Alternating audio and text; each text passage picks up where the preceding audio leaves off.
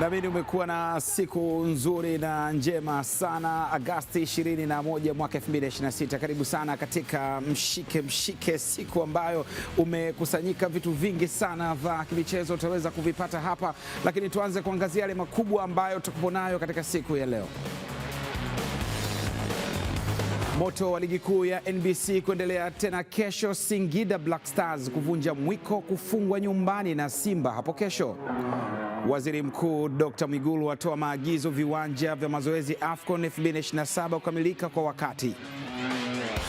Na fainali ya Super Cup ya Ujerumani, Borussia Dortmund dhidi ya Bayern Munich the Bavarians kesho mubashara kupitia Azam TV.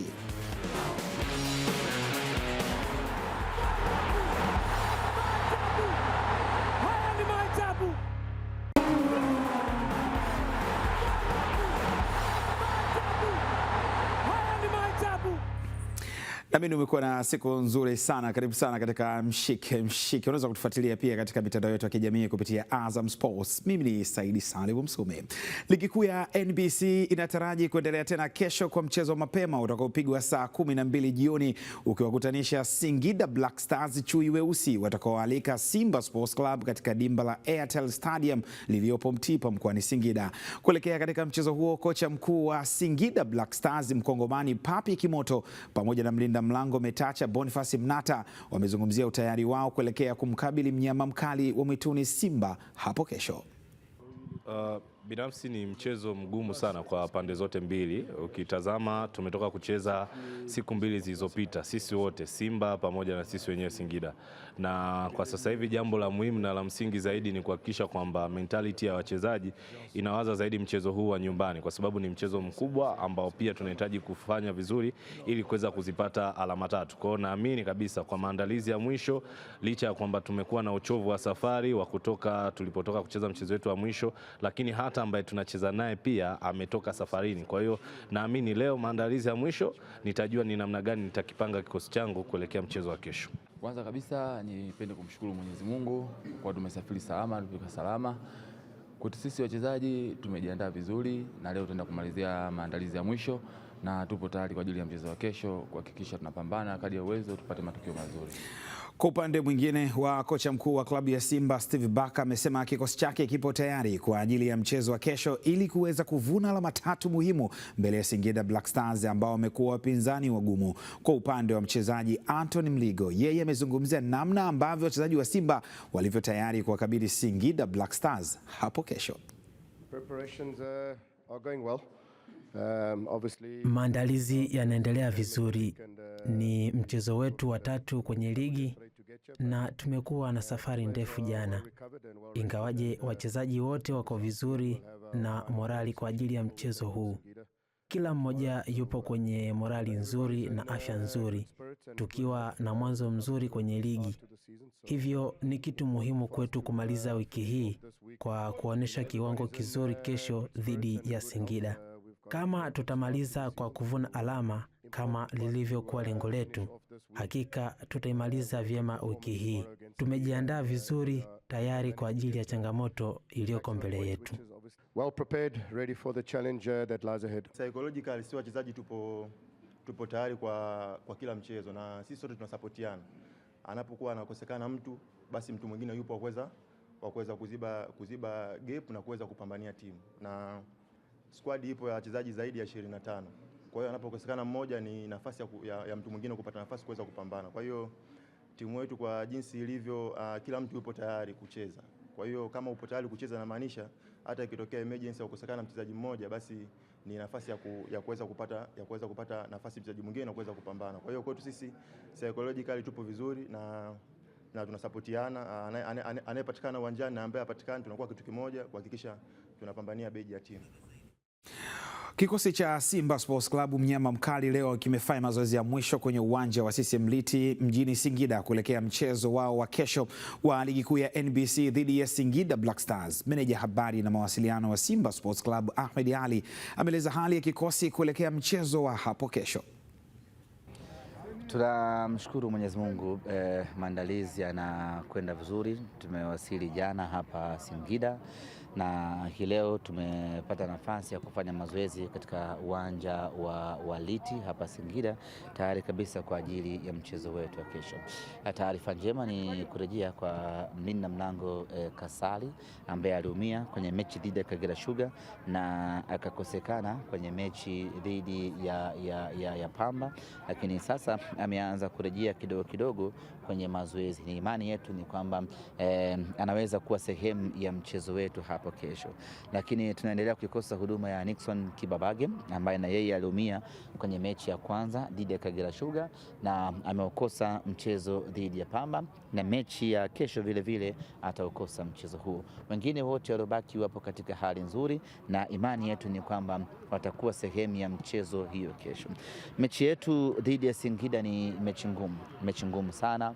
Singida ni timu ambayo ina kikosi kizuri, ina wachezaji wazuri, ina benchi la ufundi lenye uzoefu na ubora wa hali ya juu, na kwa mantiki hiyo wanaitengeneza ama kuifanya mechi yetu ya sisi na wao kuwa ni mechi ngumu kweli kweli. Lakini yote kwa yote, Simba tumejiandaa, tumejipanga na kujidhatiti kwenda kupigania alama 3 siku ya kesho, na tunaamini kwa ubora tuliokuwa nao, maandalizi tuliokuwa nayo, na kwa mapenzi yake Mwenyezi Mungu, kesho tutaondoka na alama 3. Kwanza ni waalike mashabiki waje kwa wingi. Sisi ndio wenye huu mkoa automatically, sisi ndio timu yenye mashabiki wengi Tanzania. Tunapaswa kuja kwa wingi uwanjani kesho kuja kuishangilia Simba yetu. Timu tunaocheza nayo haina shabiki hata mmoja. Kwa mantiki hiyo tunapaswa kuteka uwanja wa Singida pale ili sisi tuwe wengi zaidi kuliko kwenye ununuzi wa tiketi hivi sasa. Tiketi zinanunuliwa kwa mtindo wa kidigitali. Wengi tumeshazoea kununua manual. Unakwenda na hela yako, unapewa tiketi yako, unaondoka. Hivi sasa tiketi inanunuliwa kwa njia ya mtandao, kwa maana ukiwa na simu yako ya mkononi, na simu yenyewe ni lazima iwe smartphone. Kwa hiyo ni vema mashabiki wakaukubali huo mfumo, kwa sababu ndio mfumo ambao umeletwa na mamlaka na ndio teknolojia inakoelekea.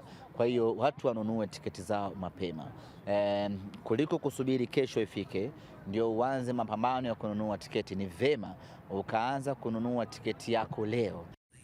Ahmed Ally huyo, sijui kama ameenda na Simba wake mkoani Singida au la. Tuangazie wachezaji wa 12 katika mchezo wa soka, ambapo kwa upande wa mashabiki wa klabu ya Simba jijini Dar es Salaam wamesema hawana hofu juu ya klabu yao kupata ushindi katika mchezo wa kesho dhidi ya Singida Black Stars.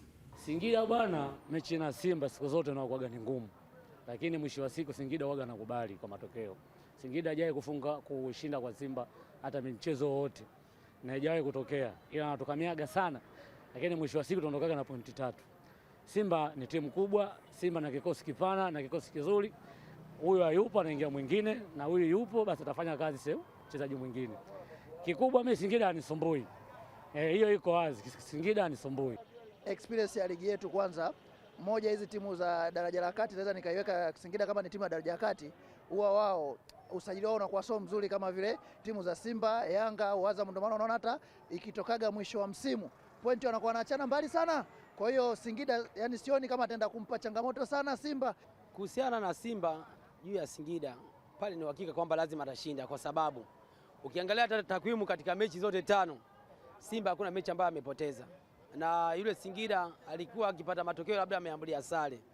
Kwa hiyo licha ya matukio ambayo yanatokea, si masuala ya kadi, hiyo ni tempa tu ya mchezo. Kwa hiyo kwa swala la kadi, kwa sababu sasa hivi ukiangalia kuna video nini assistance sio ili ya kusaidia refa. Ukiangalia ilikuwa ni sahihi kwa sababu alicheza faulo kama ile ya Duchu, ilikuwa ni faulo kwa haraka ile ilikuwa ni faulo.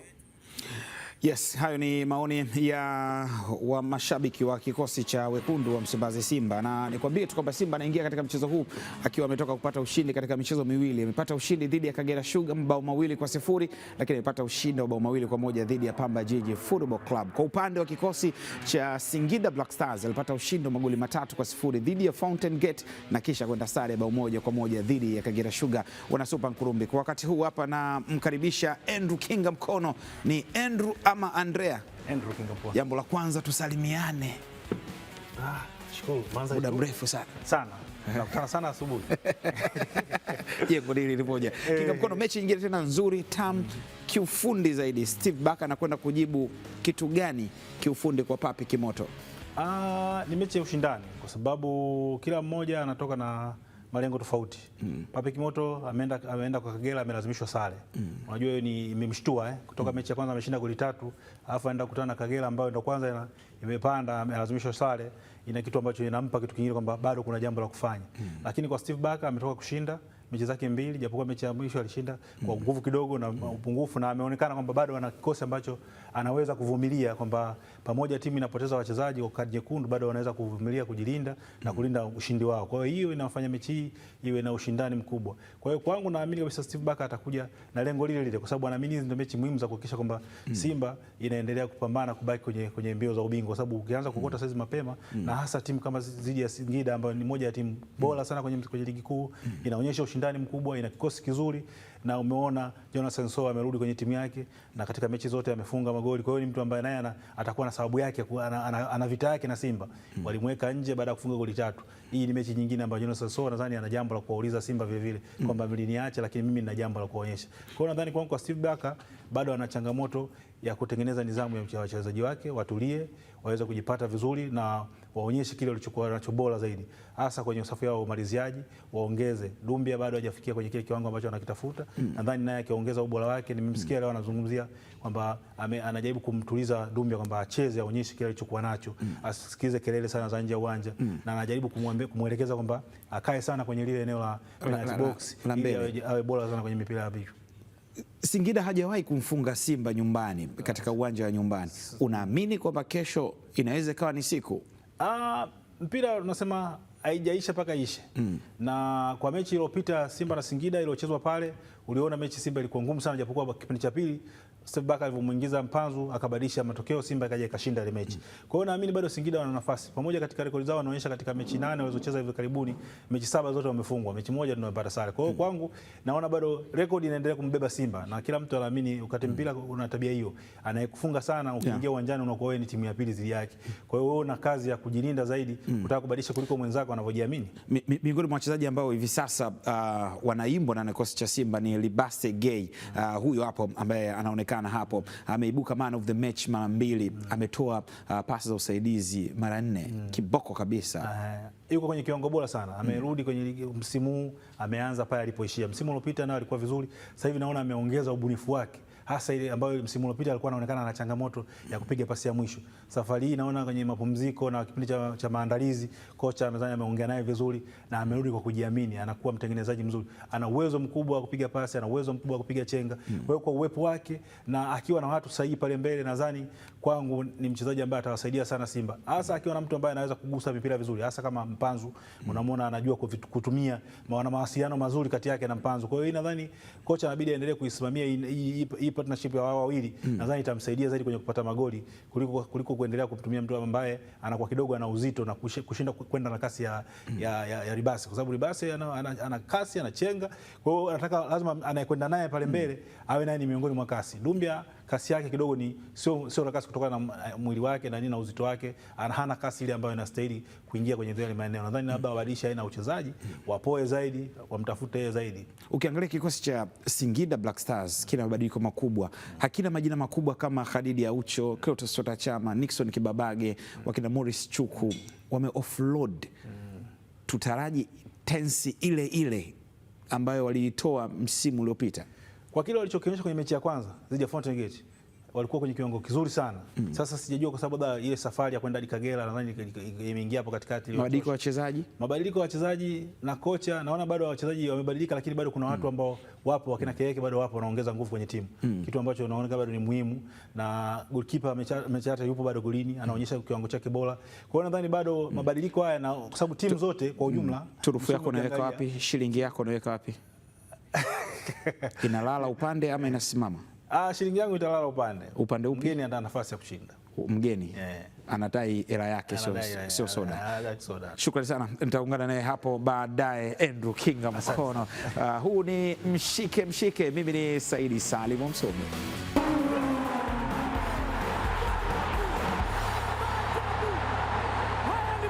Bado tupo na wewe kuangazia mengi makubwa, lakini kwa sasa tuangazie kile ambacho tumekuuliza mtandaoni na wewe umetujibu.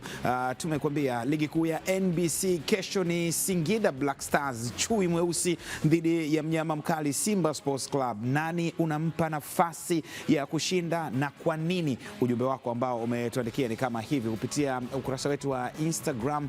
Levocatus Cravel kutoka Busanda, kwa mechi ya Singida na Simba, mshindi hapo ni Simba kwa sababu ana timu imara, ingawa Simba ana makosa, lakini ikiwa itatulia vema atashinda zaidi ya goli moja. Sheki Del Collis, mechi ni ngumu kwa timu zote kwa sababu hata umdhaniaye sio, kwa hiyo tusubiri matokeo kwa atakayecheza mechi yake vizuri. Wakati Grease umeandika nampa nafasi Singida kwa sababu Simba inakosa wachezaji wake muhimu kama Kasali, Kapombe, Jabal, Duchu, ila kwa Singida wana faida ya kuwa nyumbani na kikosi chao kamili. Huu ni kwa upande wa mtandao wetu wa Instagram, lakini Facebook Bashiri Kavindi anasema binafsi nampa nafasi zaidi Simba kwa sababu ya mwendelezo wake mzuri tangu aanze ligi. Amecheza gemu mbili zote akiwa away na ameshinda. Singida amecheza mechi mbili, ameshinda moja, ametoa sare moja dhidi ya Kagera Sugar. Simba ana players wanaoweza kuamua mechi. Wakati Feruzi Platinum, kiukweli Singida wataonesha ushindani mkubwa na kuonyesha mapungufu ya Simba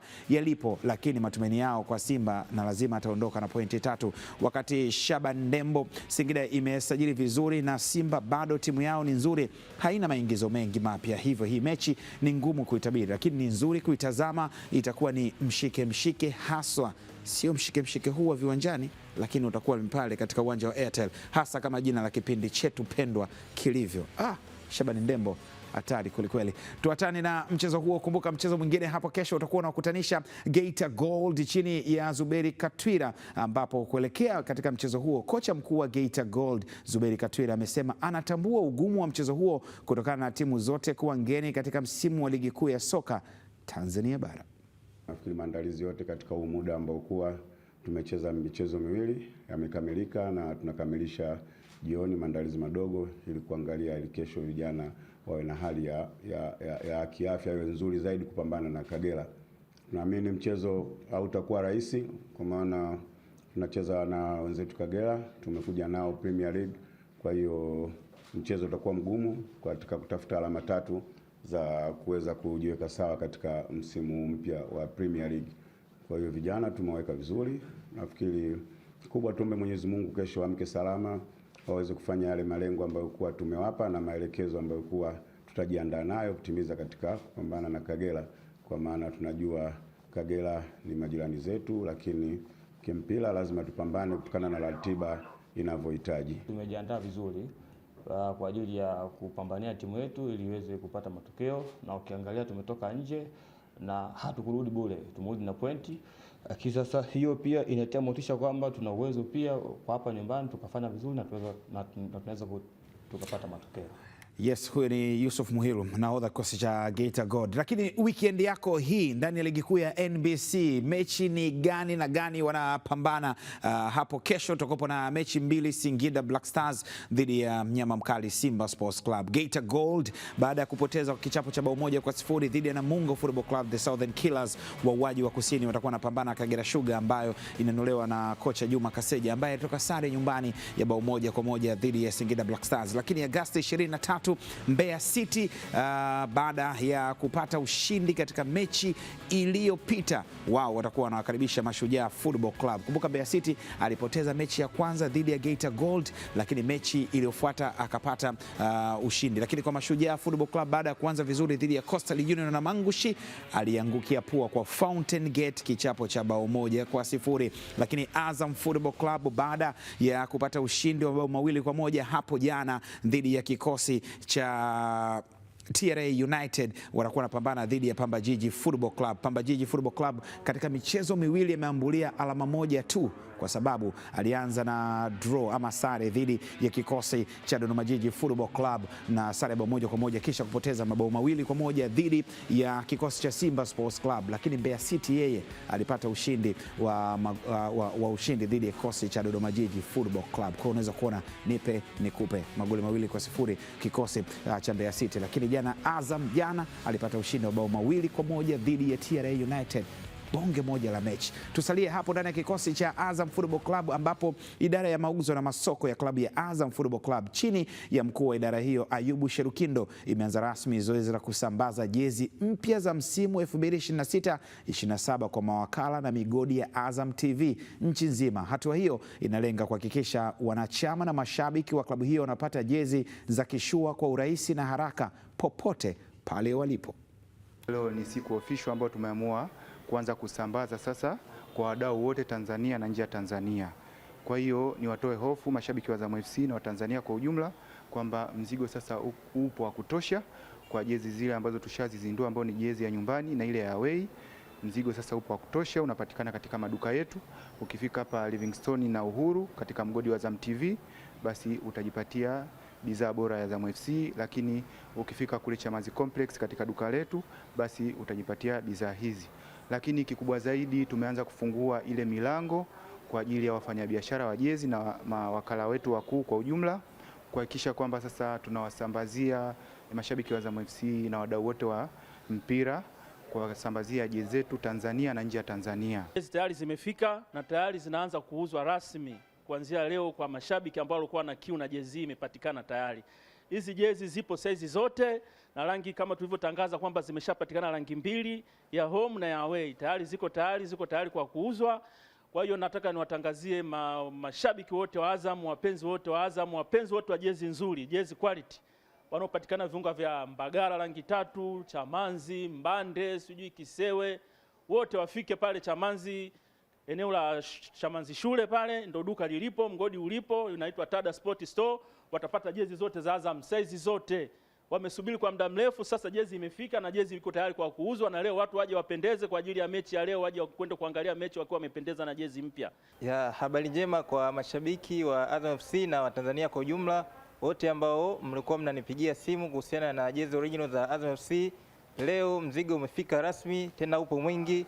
Jezi ya nyeupe ipo na blue kama kawaida zipo. Kwa wateja wetu, wateja wangu, wale ambao wapo mitandaoni, kama kawaida utaratibu wangu ni ule ule. Tembelea kwenye peji yangu ya Ngao na Azam ya Instagram, chukua namba pale ili uweze kufikishia popote ulipo jezi original za Azam FC. Ukiwa Dar es Salaam kama kawaida, jezi nakuletea hadi ulipo, na pia ukiwa mkoani unatuma hela, basi mzigo unafika kwa uaminifu 100%. Sisi tunasema jezi ni mafuta inatereza, yani ukiona popote pale inang'aa. Ukishajipatia uzi wako, mimi tayari ukipita kwenye nani yangu mitandao ya kijamii utaona nimevaa vizuri kabisa. Tuangazie taarifa nyingine ambapo maafande wa JKT Tanzania wamewasili salama leo jijini Dar es Salaam wakitokea jijini Arusha, ambapo hapo jana walipoteza mchezo wao wa ligi kuu dhidi ya Polisi Tanzania kwa kubali kichapo cha magoli 2-0 katika dimba la Sheikh Amri Abeid Karuta. Baada ya kuwasili jijini Dar es Salaam, kocha wa maafande hao Ahmad Ali Dabo amesema wameanza maandalizi ya moja kwa moja kuelekea mchezo wao wa Agosti 24 dhidi ya bingwa mtetezi Young Africans utakaopigwa kwenye uwanja wa KMC Complex Mwenge jijini Dar es Salaam. Ni mchezo mgumu kucheza na timu bora na bingwa wa nchi na jinsi ambavyo wanacheza sasa hivi. So kuna vitu vingi ambavyo vimeongezeka kwenye timu.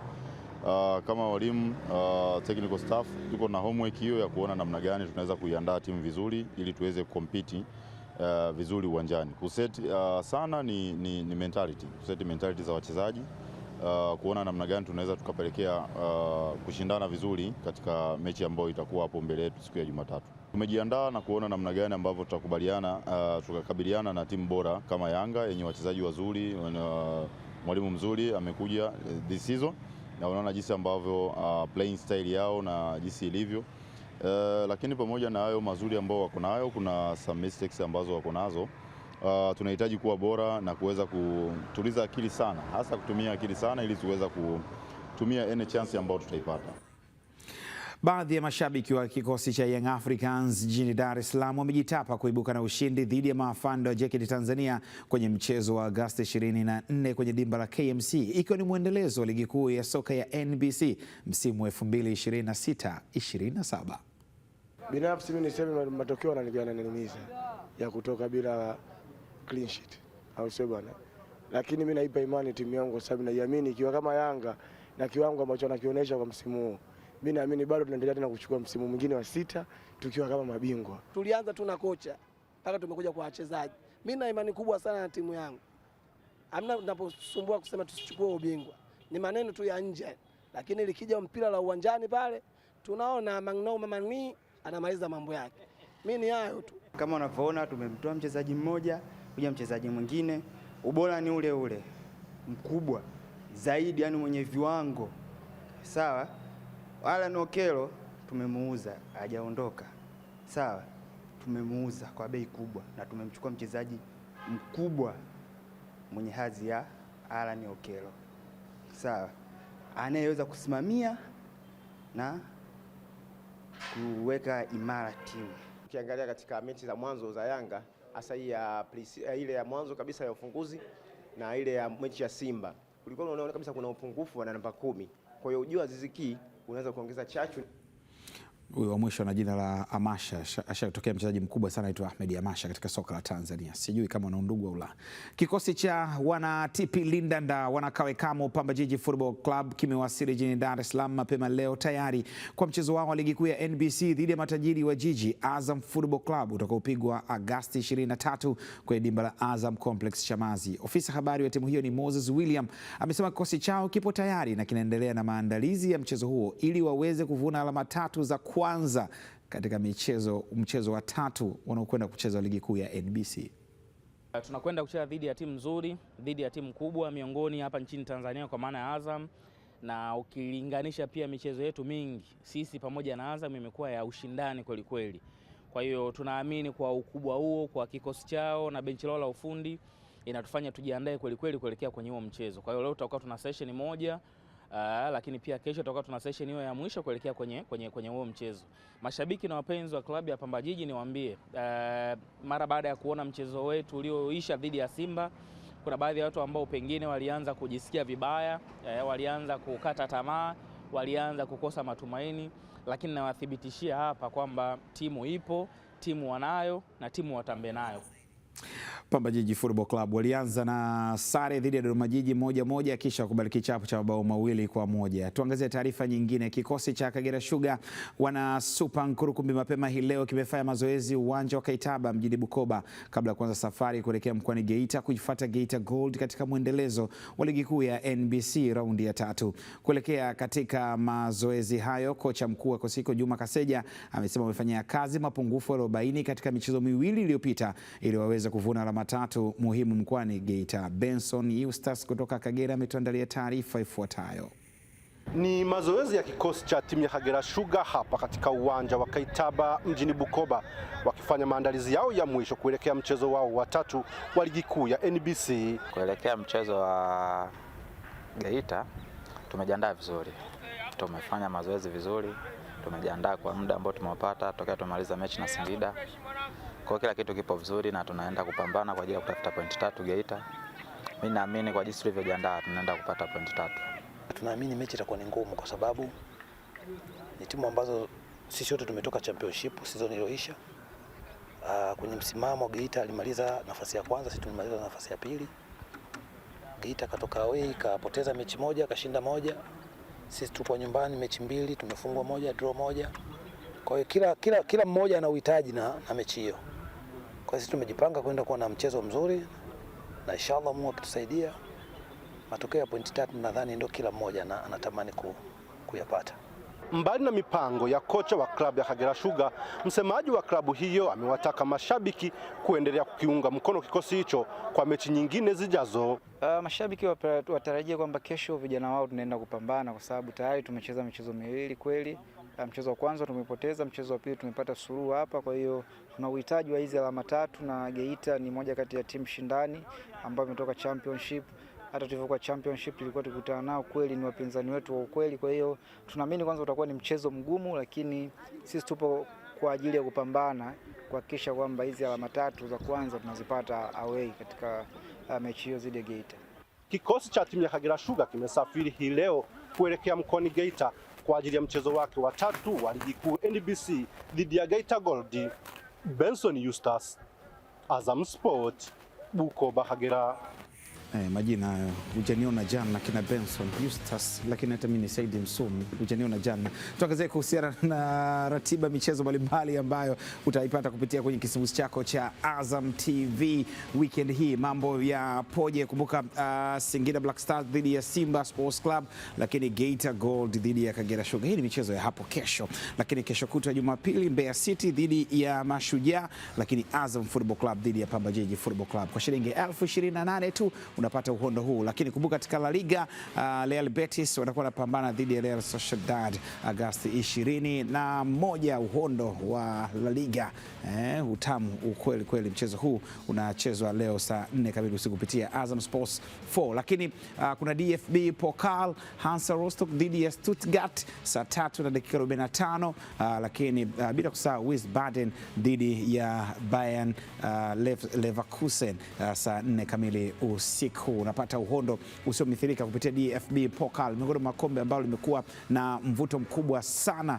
Waziri Mkuu wa Tanzania Dr. Mwigulu Lameck Nchemba amefanya ziara kukagua viwanja vya mazoezi vinavyoendelea kujengwa jijini Dar es Salaam kuelekea kwenye fainali za pamoja AFCON 2027 na kutoa agizo kwa wasimamizi wa ujenzi wa viwanja hivyo kukamilisha ujenzi wa viwanja ndani ya wakati uliopangwa. Katika hatua nyingine, Waziri Mkuu Mwigulu Lameck Nchemba amesema kuna dalili njema kwa Tanzania kufanya vizuri na kubeba mataji makubwa kwa siku za mbeleni kutokana na hatua kubwa zinazopigwa na wanamichezo wanaowakilisha nchi kimataifa.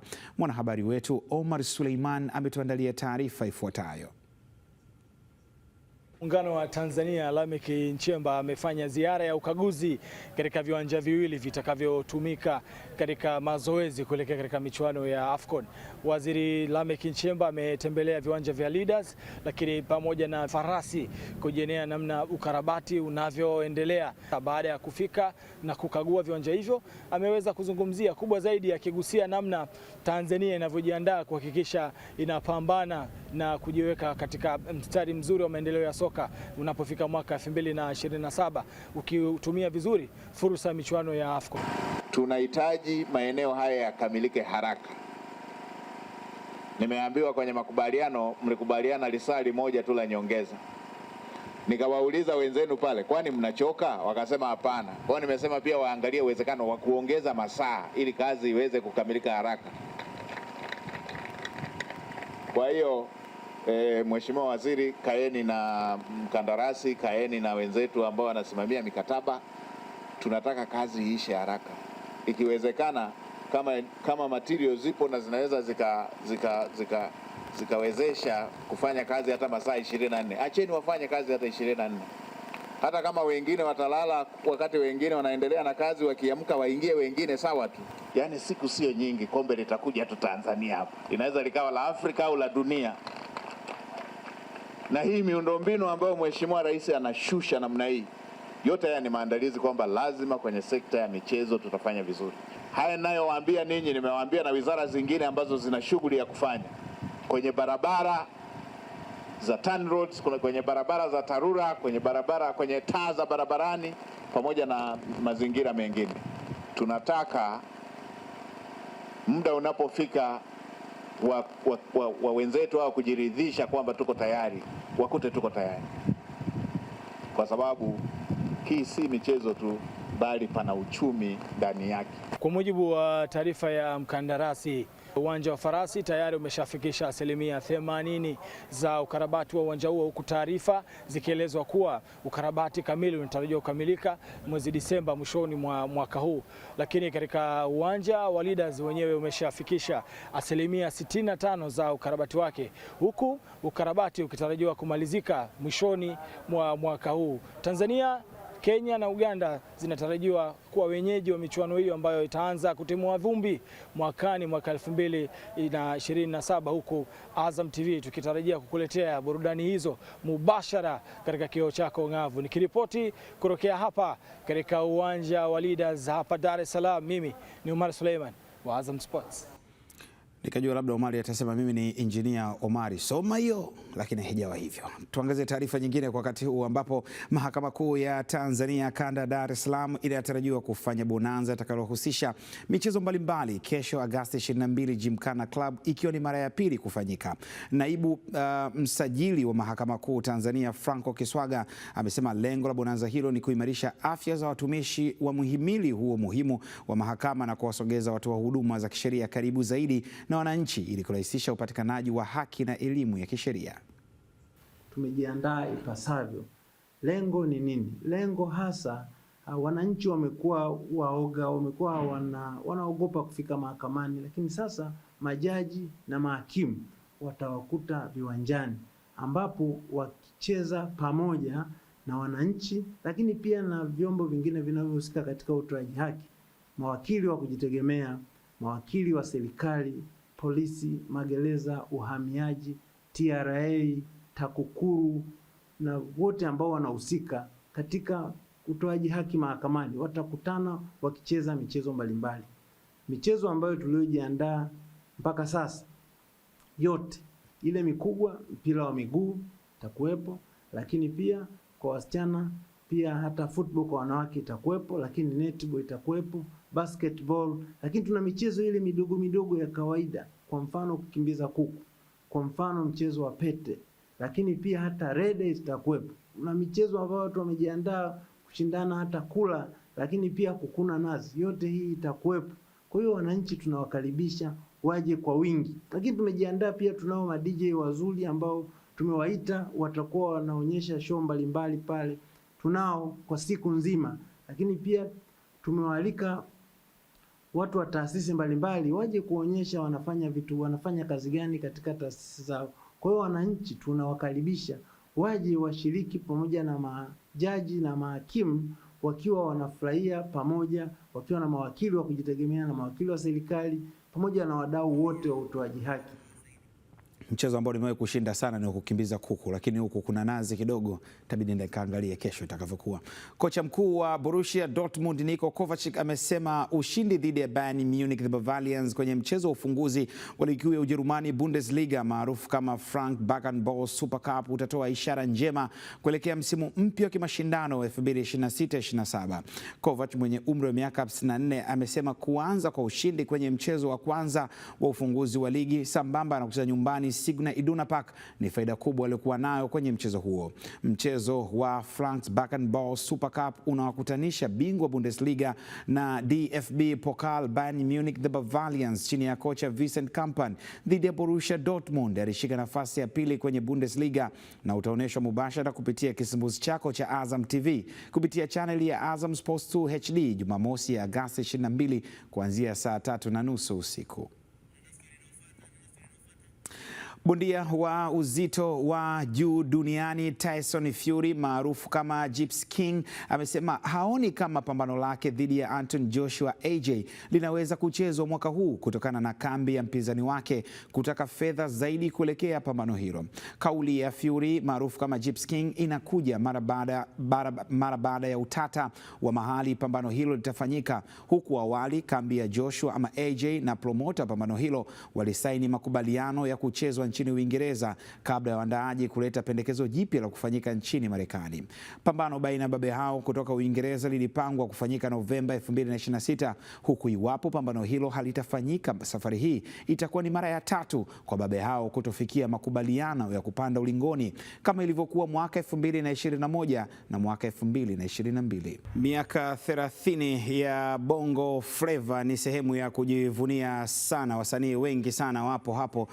Miongoni mwa nyimbo ambayo Madi huwa na perform basi ni Yote Maisha, kama Salam, mimi nipo Dar es Salaam, huku maisha ni matamu lakini kwa wengine ni machungu, naelewa, kwa unapata pale Afande Sele, Mkuki Moyoni, Elimu Dunia, yote unapata katika miaka 30 ya Bongo Flava. Jambo jema ni kwamba TID Mnyama Mkali naye yupo, bila kusahau Wagosi wa Kaya wana nyimbo zao zile ambazo kidogo zinakuwa zina utamu ndani yake, utazipata katika kisimbuzi cha Azam TV. Kwa sasa tuelekee katika jiji la Kigali ama Chigali, ambapo michuano ya klabu bingwa Afrika Mashariki na Kati Sekafa kwa wanawake imeanza leo kwenye uwanja wa Kigali Pele, Rwanda, ambapo mafunzo ya Zanzibar imetoa suluhu na wenyeji Rayon Sport Women.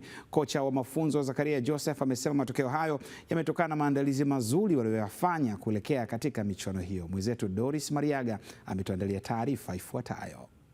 Mashindano ya Sekafa wanawake kwa upande wa klabu yameanza rasmi hapa Kigali, Rwanda, ambapo timu mwenyeji Rayon Sports amelazimishwa sare ya bila kufungana na mafunzo ya Zanzibar, mchezo ambao umepigwa katika uwanja wa Kigali Pele hapa Rwanda. Mimi naweza sema kama timu maandalizi imekuwa poa, ndio maana tumefika hapa kucheza. First training yetu tumekuwa tuna train hard towards kucheza na opponents wetu, of which leo tumecheza, tumedraw, sio mbaya. 1 point, tunashukuru Mungu. Cha kuahidi washabiki waweze kuendelea kuwa na moyo na sisi, kwa maana tunatarajia kitu kizuri kuwapatia wao, kwa maana mechi inayofuata tutafanya vizuri ili kuweze kuwatia moyo zaidi.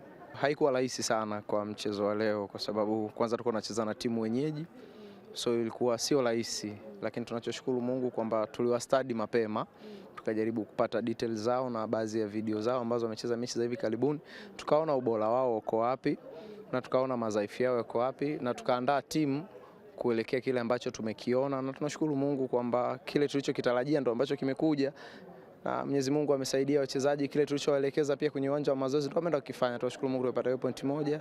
Kutoka hapa katika uwanja wa Kigali Pele nchini Rwanda, mimi ni Doris Mariaga wa Azam Sports, na nyuma ya kamera yupo mwenzangu Happy Chilongwe. Kutoka hapa Kigali. Safi sana. Hongera sana Doris Mariaga. Nyota wa mchezo wa tennis Elena Rybakina ameshindwa kumpiku Aryna Sabalenka kwa kufikia nafasi ya kwanza kwenye viwango vya ubora wa tennis duniani kwa upande wa wanawake baada ya kuumia katika hatua ya robo fainali ya mashindano ya wazi ya Cestnat Cup Open. Elena, raia wa Kazakhstan, ameshindwa kumaliza mchezo wake wa robo fainali dhidi ya Iga Swiatek, raia wa Poland, kutokana na kuumia goti aliyopata katika mchezo huo. Katikati ya mchezo huo, kwa sasa anashika nafasi ya pili katika viwango vya ubora wa tennis, na kama angefanikiwa kutinga fainali ya mashindano hayo ya wazi angefikisha alama nyingi zaidi ya Aryna Sabalenka na kuwa mchezaji nambari 1 kwa wanawake duniani. Amesema imemuumiza sana kutoka nje ya mashindano hayo, licha ya kwamba alikuwa akijisikia vizuri na tayari kwa ajili ya mapambano hayo. Tuangazie taarifa nyingine zaidi, ambapo mzunguko wa pili wa ligi ya mpira wa wavu unatarajiwa kuanza Septemba 6 hadi Septemba 13 mwaka huu, yakihusisha timu 14 za wanaume na 10 kwa wanawake katika viwanja vya Mwembe Yanga Temeke jijini Dar es Salaam. Timu 10 bora za wanaume ndizo zitakazoingia katika ligi ya wanaume, wakati kwa wanawake timu 8 ndizo zitakazoingia katika ligi ya msimu unaokuja utakaoanza Januari kwa ligi ya mikoa na mwezi Juni kwa ligi ya taifa. Mkurugenzi wa fedha na mipango wa shirikisho la mpira wa wavu nchini Tava, Leno 6, ameweka wazi maboresho na utayari wa timu pamoja na miundombinu ili kufanikisha mzunguko huo. Mashindano hayo yanataraji kuanza Septemba 6 hadi 13 katika viwanja vya Mwembe Yanga. Mafanikio ni makubwa sana kwenye ile League 1, na baada ya kumaliza ile League 1 tunajaribu kuona ni vitu gani ambavyo tunaweza tukaviboresha kuweza kuona League 2 tunaweza tukawa na ligi nzuri. Ukizingatia League 2 na inakuwa inapumzika kidogo, tunakwenda kwenye League 3 ambayo ile League 3 ni kama playoffs, na moja kwa moja tunaenda kwenye finali ili kuweza kumpata bingwa. Ulichokiona mzunguko wa kwanza, mstarajie kitashuka ubora. Mambo hayo mazuri ya kuhusiana na mchezo wa wavu. Lakini nikwambie pia kule, ukiachana na timu ya mafunzo ambayo inashiriki katika michuano ile ya Sekafa kuwania kufuzu kushiriki ligi mabingwa barani Afrika, kwa upande wa wanawake, wawakilishi wengine wa Tanzania katika michuano hiyo ni kikosi cha Simba Queens. Kumbuka msimu uliopita wawakilishi walikuwa ni JKT Queens. Kwa niaba ya wote ambao wamefanikisha kipindi kwenda sawa bin sawia, mtozi wetu wa Akidu Kaida, mimi ni Saidi Salimu Msumi, lakini Wahab wakatabau fakir, jina langu ni Saidi Salimu Msumi.